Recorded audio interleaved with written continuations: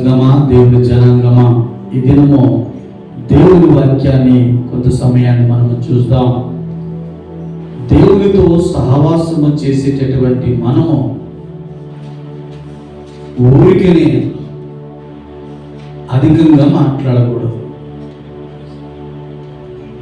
Concept ఏంటంటే పరిశుద్ధాత్మతో దేవునితో సహవాసము చేసేటటువంటి మనము ఎప్పుడు పడితే అప్పుడు, ఎట్లా పడితే అట్లా ఇష్టం వచ్చినట్టు మాట్లాడకూడదు అని పరిశుద్ధాత్మ దేవుడు ఈ దినం కొంత సమయాన్ని మన మననంలోనికి తీసుకురావడానికి పరిశుద్ధాత్మ దేవుడు ముందుకు వస్తుంటున్నాడు. ఏది అసలు మనం ఎందుకు దేవుడు, అసలు పరిశుద్ధాత్మ దేవుడు ఎవరు, అసలు మనం ఏం సహవాసం చేస్తున్నాం, అసలు ఎవరు అని అనుకుంటే, యేసుక్రీస్తు ప్రభుల వారు 3.5 సంవత్సరాలు భూమి మీద సేవ చేసి పరలోక రాజ్య మర్మములు తండ్రి అయిన దేవుని గురించి తన గురించి బోధిస్తూ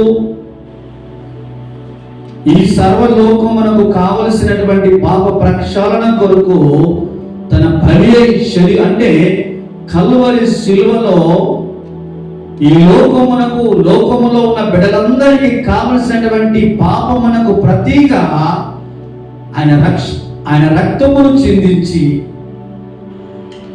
మనందరి కొరకు ప్రాణం పెట్టి సమాధి చేయబడి తిరిగి లేపబడి తండ్రి కుడి పార్శ్వమున కూర్చుండి మన కొరకు విజ్ఞాపన చేస్తున్నటువంటి ఆ దేవదేవుడు ఒక సందర్భాన్ని, ఒక మాటను జ్ఞాపకం చేశాడు.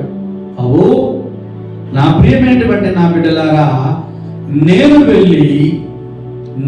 వెళ్ళి ఎల్లప్పుడూ మీ దగ్గర ఉండడానికి ఒక వ్యక్తిని నేను పంపిస్తాను అని చెప్పాడు. యోహాను సువార్త 14వ అధ్యాయము 15వ వచనం 16వ వచనంలో చూస్తే అసలు ఎవరు ఈ పరిశుద్ధాత్ముడు, ఎక్కడికి వచ్చాడు అని అంటే అక్కడ కొంచెం మనకు వివరణ ఉంటుంది. అక్కడ ఎవరు ఈ పరిశుద్ధాత్ముడు అంటే యోహాను సువార్త 14వ అధ్యాయము 15వ వచనం 16వ వచనంలో చూస్తే దేవుని గురించినటువంటి వివరణ అక్కడ ఉంటుంది. ఎవరైనా చదవగలిగినటువంటి వారు చదవండి. మీరు నన్ను ప్రేమించిన ఎడల నా ఆజ్ఞలను గైకొందురు, నేను తండ్రిని వేడుకొందును, మీ యొద్ద ఎల్లప్పుడూ ఉండుటకై ఆయన వేరొక ఆదరణకర్తను అనగా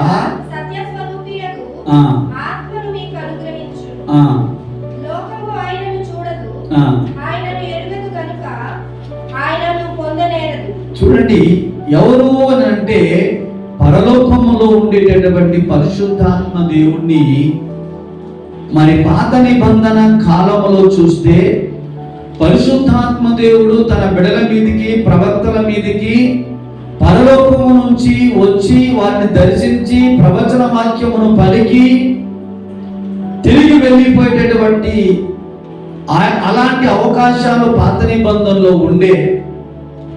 ఉన్నాయి. కానీ ప్రభు అంటున్నాడు, ప్రభు పరలోకమునకు ఎక్కిపోయిన తర్వాత నా ప్రియమైనటువంటి దేవుని కుమారులారా, కుమార్తెలారా, మీ దగ్గర ఎల్లప్పుడూ అంటే మీలోనే ఉండుటకు పరిశుద్ధాత్మ దేవుని మీ దగ్గరికి నేను పంపించబోతున్నాను. వాస్తవం చెప్పాలంటే ఎప్పుడైతే పరిశుద్ధాత్మ దేవుని పంపించి ఉన్నాడో, ఎఫెసీయులకు రాసినటువంటి పత్రిక 1వ అధ్యాయం 13వ వచనంలో చూస్తే అక్కడ పరిశుద్ధాత్మ చేత వాగ్దానము చేయబడిన ఆత్మ చేత మనం ముద్రించబడ్డాం. అసలు ఎవరండి పరిశుద్ధాత్ముడు అని అంటే, పరిశుద్ధాత్మ గూర్చి మనము తెలవకపోతే మనం ఎంత చెప్పినా వ్యర్థమే. మనం దేవునితో సహవాసం, పరిశుద్ధాత్మ దేవునితో సహవాసం చేస్తున్నాం కాబట్టి జాగ్రత్త, నీ నోటి మాటలు జాగ్రత్త. నువ్వేం మాట్లాడుతున్నావు? ఈ దినం ఒకసారి ఆ స్థితిలో గుండా నీవు నేను మనందరి జీవితాలు వెళ్ళి ఉన్నామేమో ఒకసారి జ్ఞాపకం చేసుకుందాం. అసలు వాగ్దానము చేయబడిన ఆత్మ చేత ముద్రించాడా? ఆ మాట అక్కడ ఉందా చూడండి. ఎఫెసీయులకు రాసినటువంటి మొదటి పత్రిక 13వ వచనం, మొదటి అధ్యాయం 13వ వచనం. మీరును సత్యవాక్యమును అనగా మీ రక్షణ సువార్తను విని క్రీస్తునందు విశ్వాసముంచి వాగ్దానము చేయబడిన ఆత్మ చేత. చూసారా, ఎప్పుడైతే యేసు ప్రభువే నా దేవుడు, అందుకని ఇక్కడ అంటున్నారు, మీరు నన్ను ప్రేమించిన యెడల నా ఆజ్ఞలను గైకొందురు. మనం యేసు ప్రభువుని ప్రేమించే ఆయన రక్షణ స్వీకరించినాం. ఆయనే నా దేవుడు, నా సమస్త పాపములను నుంచి విడిపించగల సామర్థ్యము గలవాడని ఎప్పుడైతే మన నోటితో ఒప్పుకొని రక్షణను మనం అంగీకరించినామో అప్పుడే వాగ్దానము చేయబడినటువంటి ఆత్మ చేత మనం ముద్రించాడు. మనలో పరిశుద్ధాత్మ దేవుడు ఉన్నాడు. అందుకనే వాస్తవంగా స్పష్టంగా మాట్లాడుతున్నాడు. ప్రియమైనటువంటి దేవుని కుమార్తె ఆయన సత్య స్వరూపి, ఆయనలో ఏమాత్రం అబద్ధం ఉండదు.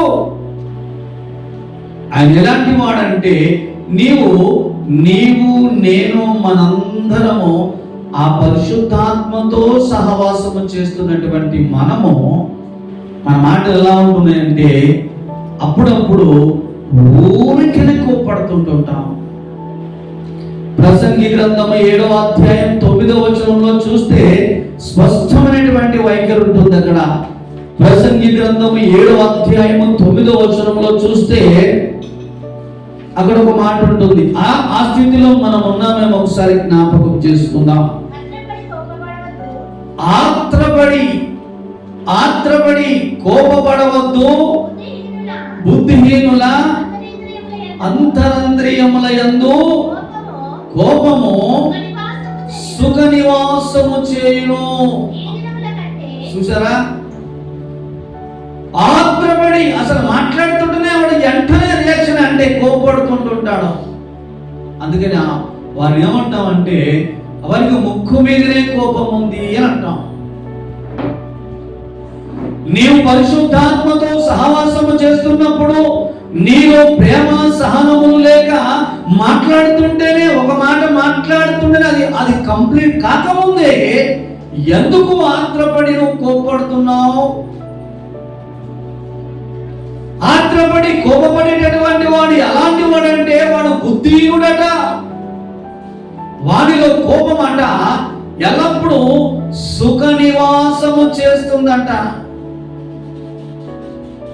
నీవు దేవుని కుమారుడవై దేవుని కుమార్తెవై ఉండి నీవు పరిశుద్ధాత్మతో సహవాసము చేస్తున్నటువంటి నీవు ఒకవేళ నీవు బుద్ధిహీనుడవై కోపము నీ హృదయంలో సుఖ నివాసము చేస్తే నీలో ఉన్నటువంటి పరిశుద్ధాత్మ దేవుడు సంతోషముగా ఉండగలుగుతాడా? ఎందుకు నువ్వు ఆత్రపడి కోపడతావు? ఒకవేళ ఆత్రపడి కోపపడినటువంటి వాడు ఎలాంటి వాడంటే వాడు బుద్ధిహీనుడు. వాడిలో కోపము సుఖ నివాసం, అంటే పర్మనెంట్ గా ఉంటుందంట. ఒకవేళ అలాంటి స్థితిలో మనం ఉన్నామేమో, ఒకవేళ కోపం మనలో సుఖ నివాసము చేస్తే పరిశుద్ధాత్మ దేవుని ఎంత బాధ పెట్టినటువంటి వారముగా ఉంటాం. అందుకని నా జనాంగమా, నా ప్రజలారా, నా ప్రియమైనటువంటి నా రక్తములో కడగబడినటువంటి వారలారా జాగ్రత్త.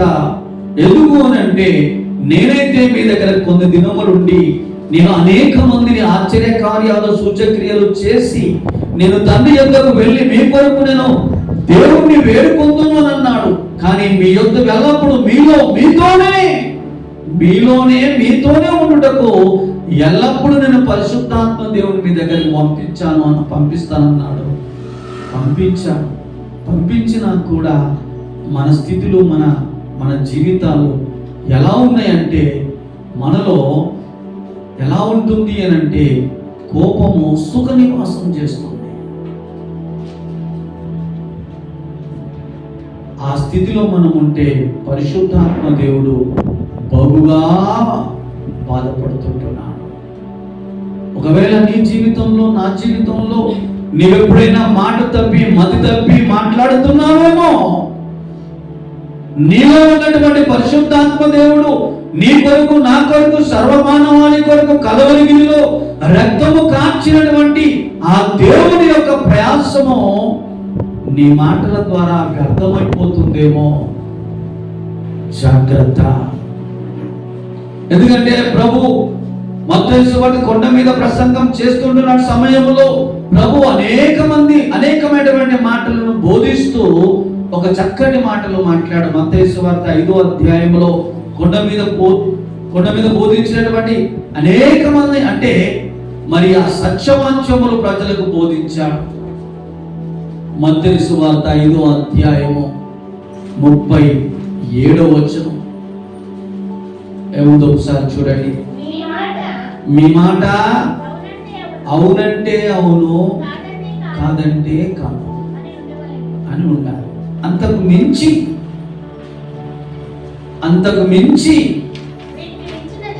అంతకు మించినది చూసారా? ఎస్, అవును, అవుతుంది, కాదు, అంతే. చూస్తానులే, చేస్తానులే అనేవాడు అనుకో. ఒకవేళ అంటే చేసేసే. లేదు అంటే నా వల్ల కాదు, చేస్తాను, రేపు ఎల్లుండి అనేటువంటి వాయిదాలు పెట్టకు.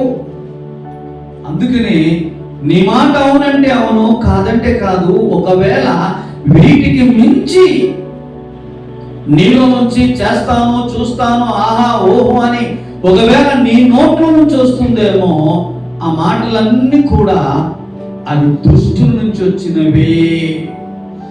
నీలో పరిశుద్ధాత్మ దేవుడు ఉన్నాక దుష్టునికి ఎలా అవకాశం ఇస్తున్నావు?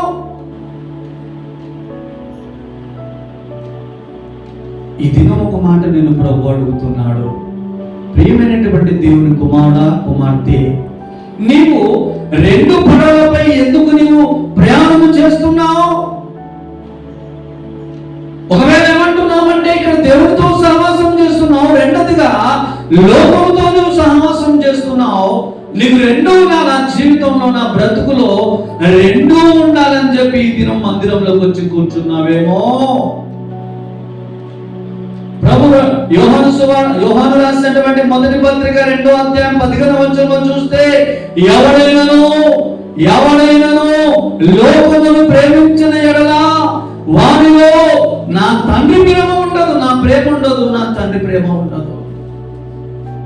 ఎందుకు నీ లోకములో ఉన్నవాడి వైపు నీ మాటలని, నీ మనస్సుని ఎందుకు అటువైపు తిప్పుతున్నావు? 2 పడవల పైన ఎందుకు నీ ప్రయాణాన్ని, నీ జీవితాన్ని కొనసాగింపులోకి తీసుకొని పోదామని ఎందుకు నీవు అనుకుంటున్నావు? నీ జ్ఞాపకం రావట్లేదా?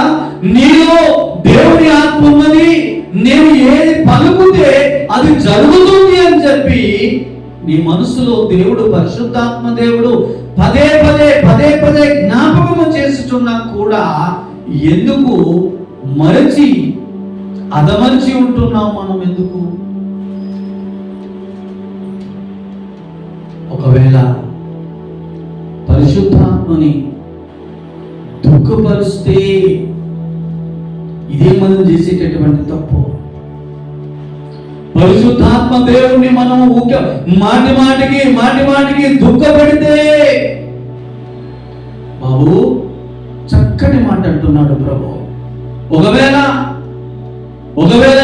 ఎలాంటి లోపములు, ఎలాంటి పాపము, ఎలాంటి తప్పిదమునైనా సరే చేసి నా దగ్గర ఒప్పుకుంటే దాన్ని క్షమిస్తానేమో, కానీ పరిశుద్ధాత్మ దేవుని మీరు దుఃఖం పెడితే, పరిశుద్ధాత్మ దేవుని మీరు దుఃఖం పెడితే దానికి పాప క్షమాపణ లేదు. ఎందుకు మనం పదే పదే పరిశుద్ధాత్మ దేవుణ్ణి ఒక మాట ఒకసారి ఏం చేస్తాం, ఒకసారి లోకం వైపు వెళ్తాం, ఒకసారి దేవుడి వైపు వెళ్తాం, ఒకసారి దేవుడి మాటలే మనలో నుంచి అలాంటి మాటలు వస్తాయంటే జీవములకు నడిపించేటటువంటి పరసంబంధమైనటువంటి మాటలని మనం పలుకుతాం. కొన్నిసార్లు ఎవరైనా నీ దగ్గరికి వచ్చి ఏదో ఒకటి మాట్లాడితే ఆత్రపడి కోప్పడతాం, ఆత్రపడి కోప్పడతాం. ఎందుకు? పరిశుద్ధాత్మ దేవుడు నా జీవితంలో, మన జీవితంలో ఈ మాటలు మాట్లాడుతున్నాడంటే, పోయిన వారంలో నేను ఒక సందర్భానికి ఒక మందిరానికి వెళ్ళాను. అక్కడ మందిరంలో సేవకులందరూ కలిసి ఉపవాస ప్రార్థన చేస్తున్నారు. నేను వెళ్ళి కొంత సమయం మౌనము ఉండి ప్రార్థన చేసి 2 గంటల తర్వాత ఒక 10 నిమిషాలు విరామం తీసుకున్నప్పుడు దేవుడు నా హృదయంలో ఒక మాట పెడితే ఆ మాటని వారితో పంచుకోవడానికి సిద్ధపడ్డాను.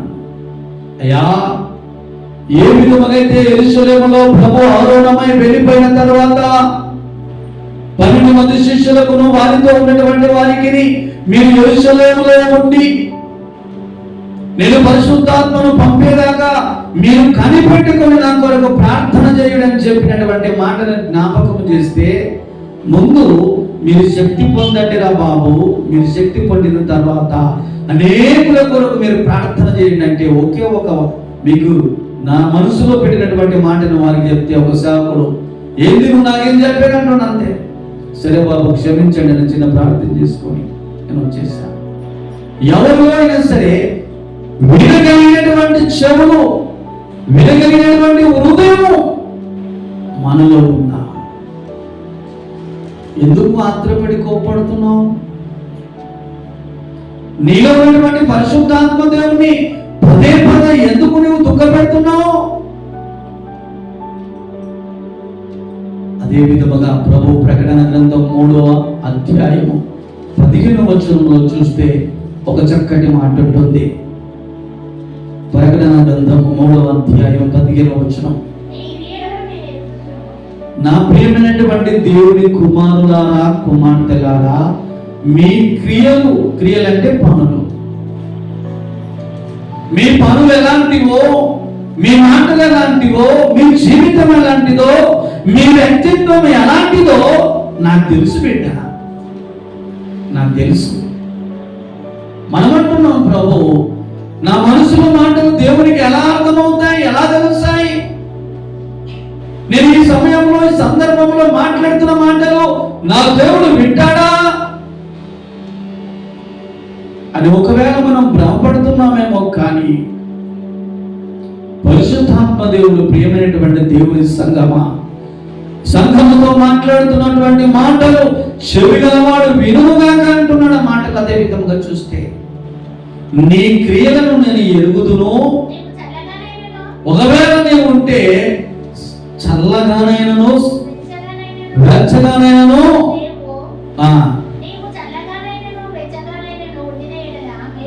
చూసారా ఎంత స్పష్టంగా మాట్లాడుతున్నా నా బిడ్డ.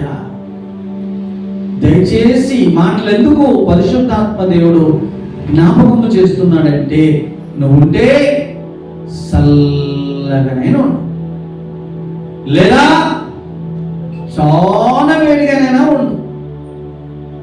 ఇటు కాకుండా అటు కాకుండా నులివెచ్చగా అంటే గోరువెచ్చగానే ఉంటే మాత్రము చాలా ప్రమాదం. ఒకవేళ నీవు గోరువెచ్చగా నులివెచ్చని జీవితం, ఒకవేళ నీ బ్రతుకు అలా నులివెచ్చని బ్రతుకుతున్నావేమో, నులివెచ్చని బ్రతుకు మనం బ్రతుకుతే ఏం చేశారంట ప్రభు? నీవు వెచ్చగానైనను చల్లగానైనను ఉండక నులివెచ్చగా ఉంటే, నువ్వు నులివెచ్చగా ఉన్నావు గనక నేను నా నోటి నుండి, చూసారా నేను ఏమనుకుంటున్నాడు, వాడుక భాషలో మొరటుగా మాట్లాడంటే నేను నా నోట్లో నుంచి ఉంచేయాలని అనుకుంటున్నాను అంటున్నాను. మనం ఎన్నిసార్లు పొరపాటు చేస్తాం?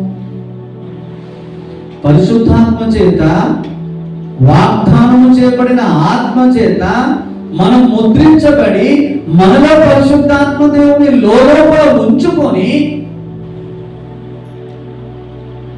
మన మాటలు ఎలా ఉంటున్నాయి? యాకోబు రాసినటువంటి పత్రిక 5వ అధ్యాయం 12వ వచనంలో చూడండి, ఇంకొక మాట ఉంటుంది. యాకోబు రాసినటువంటి పత్రిక 5వ అధ్యాయం 12వ వచనం, నా సహోదరులారా ఆకాశము తోడను గాని భూమి తోడను గాని మరి దేని తోడని గాని. మనం ఏమంటాం? అప్పుడప్పుడు అక్కలు అంటుంటారు, నా తోడక్క, నేనేం మాట్లాడలేదు. అయ్యారు అంటారు, అంటే లేదండి ఒట్టండి, నేను మాట్లాడలేదండి, అలా చేయలేదండి అంట. దయచేసి జాగ్రత్త. ఒకవేళ ఆకాశము తోడని గాని భూమి తోడని గాని మరి ఇంకేదైనా సరే, ఎందుకు ఒట్లు తొట్లు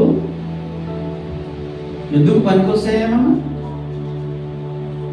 ఆ మాటలు అక్కడ కొంచెం మాట్లాడుతున్నాడు. నీ మాట అవునంటే మీరు తీర్పులోనికి, ఒకరోజు దేవుని సింహాసనం ఎదుట, దేవుని న్యాయపీఠం ఎదుట నీవు బోధులో తీర్పులో నిలబడడానికి ఎందుకు నువ్వు సాహసిస్తున్నావు? ఎందుకు నీవు అలాంటి తప్పుడు మాటలు మాట్లాడుతున్నావు? ఒకవేళ అలాంటి తప్పుడు మాటలు, తప్పుడు ఆలోచనలు నీ జీవితంలోకి వస్తే ఒకానొక సమయంలో దేవుని ఎదుట, దేవుని సింహాసనం ఎదుట ఒకరోజు తీర్పు జరగబోతుంది. ఆ తీర్పులో దేవుని ఎదుట నువ్వు నిలబడబోతున్నావు. ఆ తీర్పులోకి రాకుండా ఉండాలంటే అవునంటే అవును, కాదంటే కాదు ఉండాలి. నువ్వెక్కువేం మాట్లాడదు, నువ్వేమంత ఉన్నది అంటే పరిశుద్ధాత్మ దేవుడు నీలో ఉండగా ఇవన్నీ పనికి వాళ్ళ మాటలు ఎలా వస్తున్నాయండి? ఎలా వస్తున్నాయనంటే నువ్వు లోకముతో స్నేహం చేస్తున్నావు.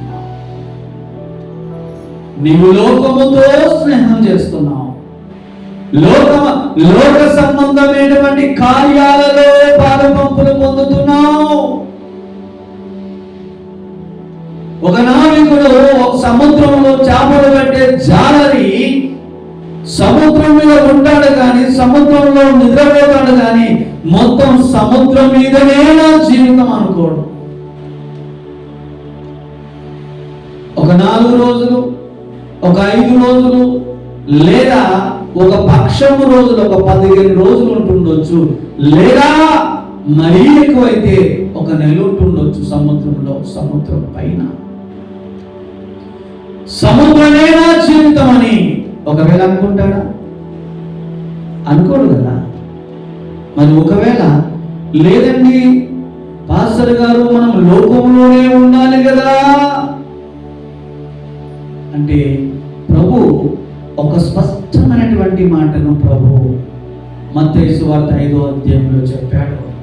మీరు లోకమునకు ఉప్పై ఉన్నారు.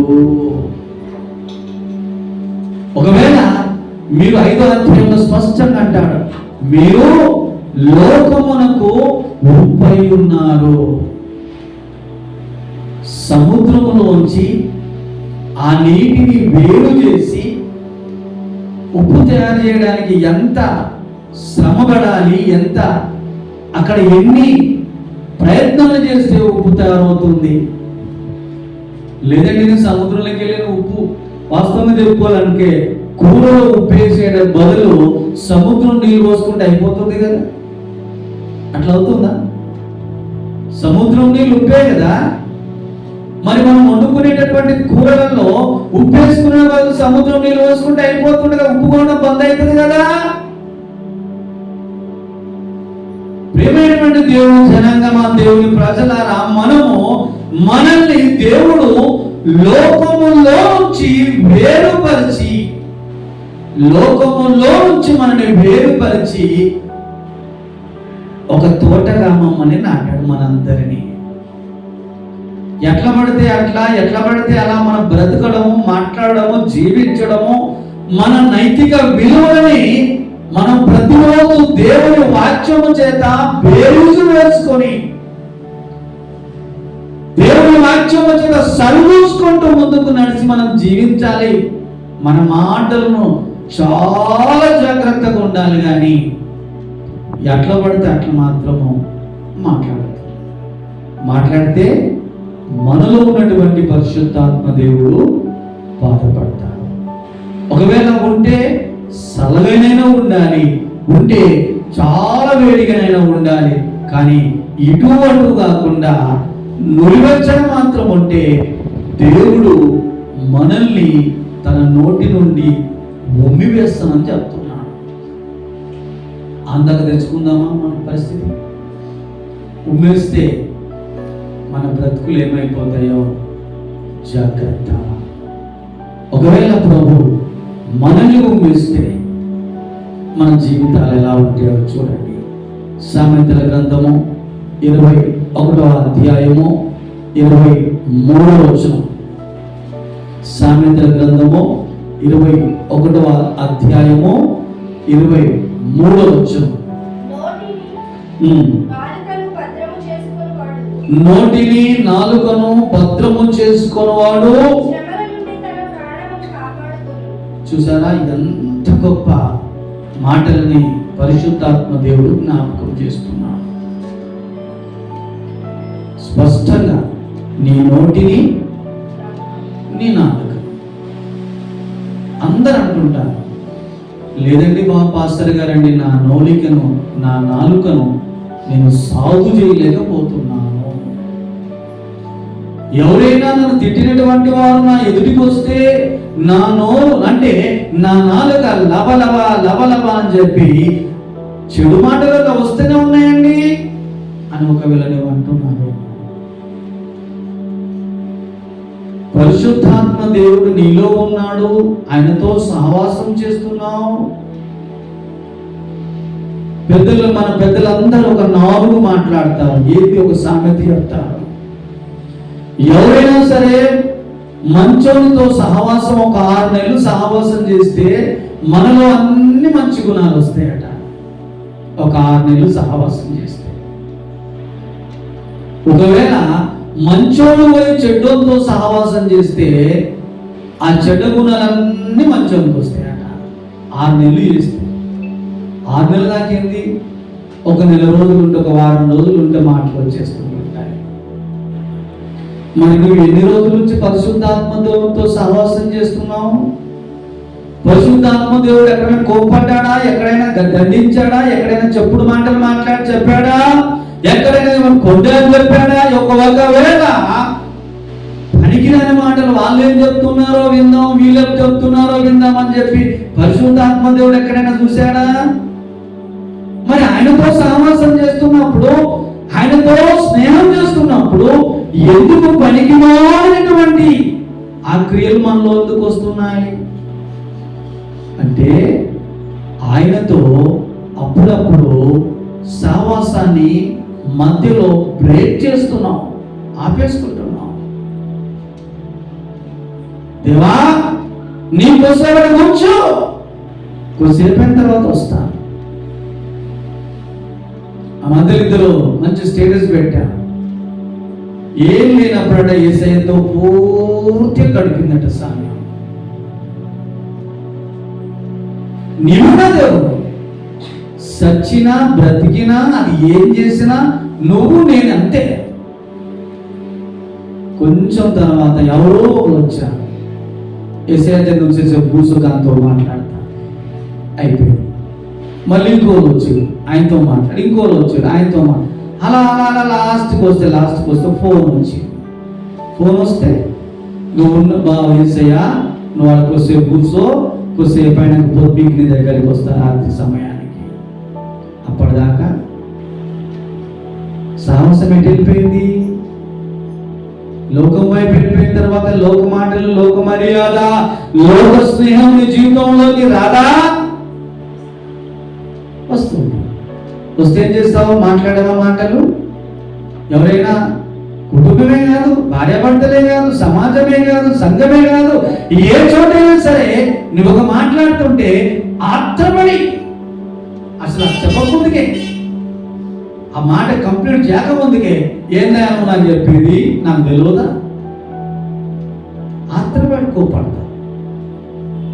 వాళ్ళు ఏముంది, వాడు బుద్ధిహీనుడు, వానిలో కోపము సుఖనివాసం. సుఖనివాసం అంటే మాకు ఏమక్క బాగున్నావా, ఎట్లున్నా సుఖంగా ఉన్నావా అంటే మంచి జబర్దస్త్ ఉన్నాం, 3 పూటల తిండి, ఎట్లా సుఖనివాసం. అవార్డు దాని పర్యాయ పదం చూసుకుంటే మంచి. మరి 3లో కూడా, భక్తిహీనులో కూడా కోపం ఆత్రపడి కోపపడేటటువంటి వాని హృదయంలో కోపం ఎప్పటికీ పిల్లర్ చేసుకొని గాలి వస్తే కింద పడిపోకుండా చాలా పొండు అంటే పునాదులు గట్టిగా వేసుకొని ఉంటుంది. అది బొమ్మంటే కూడా ఆ విధంగా సుఖ నివాసం చేస్తుంది.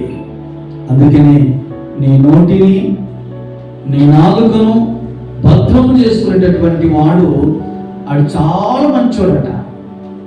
వారి జీవితం, మన బ్రతుకు శ్రమలకుండా, వాటి గుండా వెళ్ళకుండా వాడు మెలకువగలిగి ఉంటాడట. అందుకని ఇంకొక మాట చూడండి, సామెతల గ్రంథం 18వ అధ్యాయం 21వ వచనం. జీవమరణములు అప్పుడప్పుడు మనం ఎట్లా అంటాం, మన ఇంట్లో పీడిగా వాడు చచ్చిపోను, ఎట్లా ఉంటుంటాం, అది శపిస్తుంటుంటాం.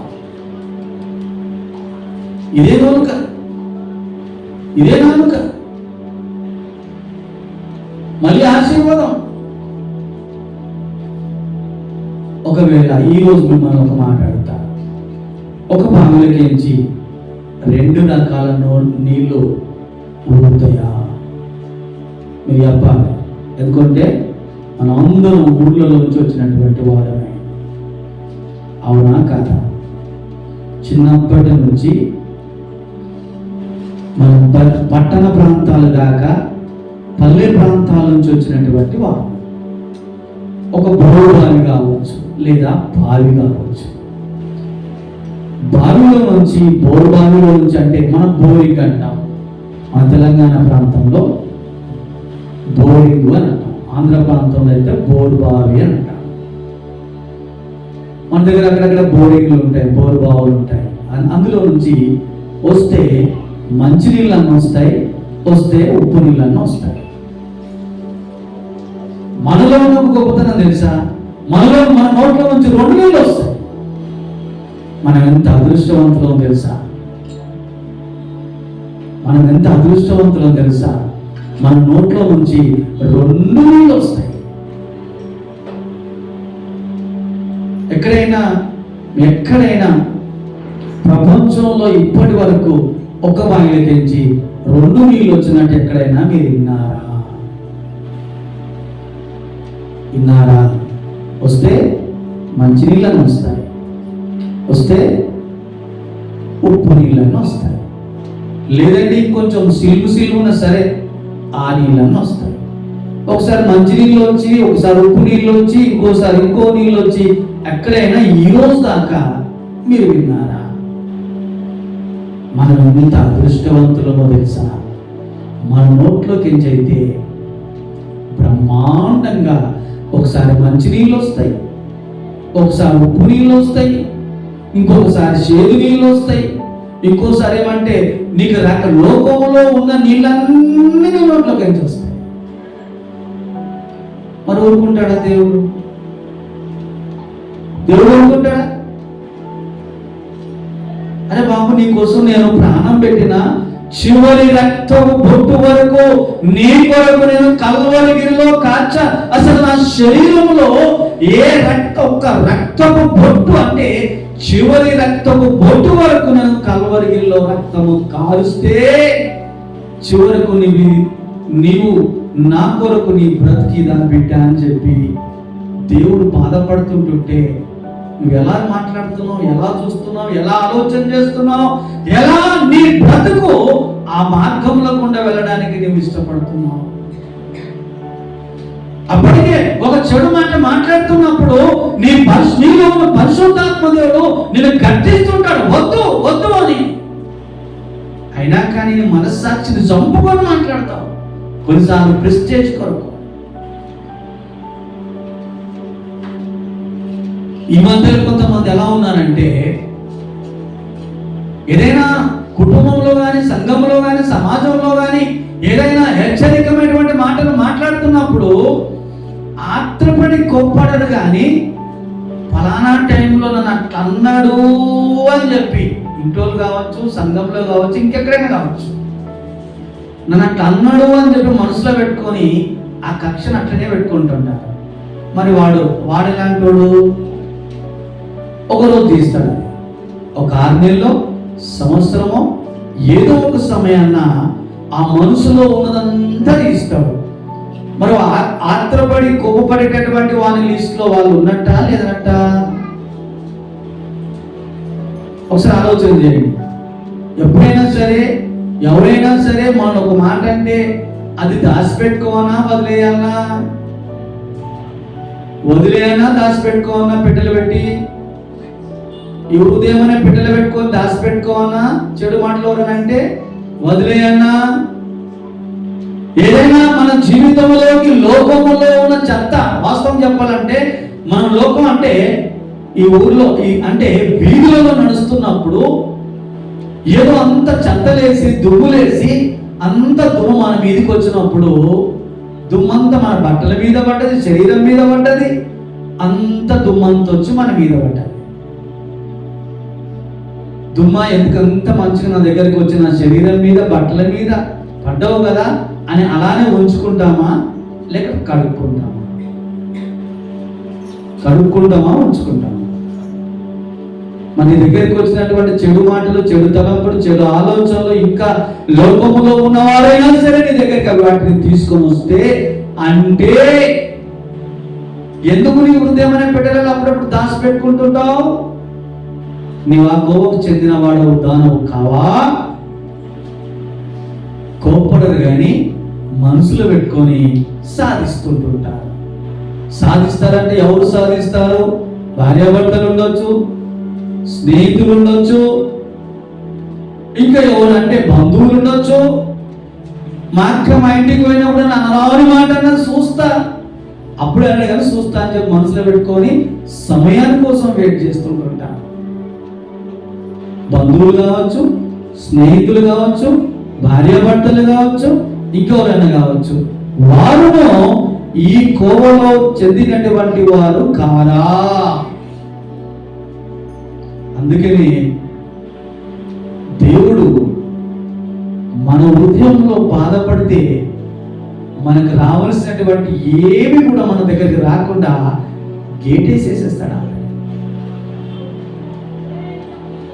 ఆ గేటేసేసేసినప్పుడట మన దగ్గరికి ఏమున్నా కూడా వచ్చి మందిరంలో కూర్చుంటావు, ఇంటావు, పోతావు, ఆహా ఓహో అంటావు కంటే.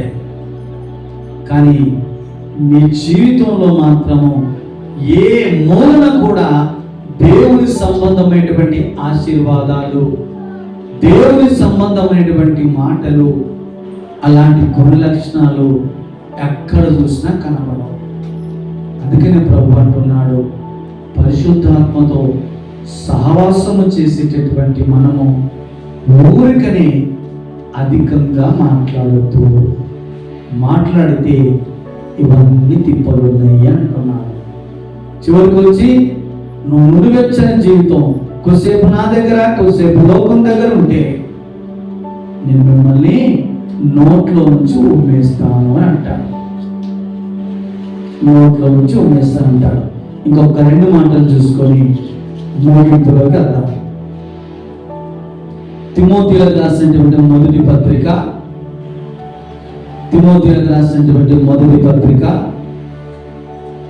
6వ అధ్యాయము 20వ వచనం. 6వ అధ్యాయం 20వ వచనం. ఓ తిమోతి, నీకు అప్పగింపబడినటువంటి దానిని కాపాడి అపవిత్రమైన వట్టి మాటలకును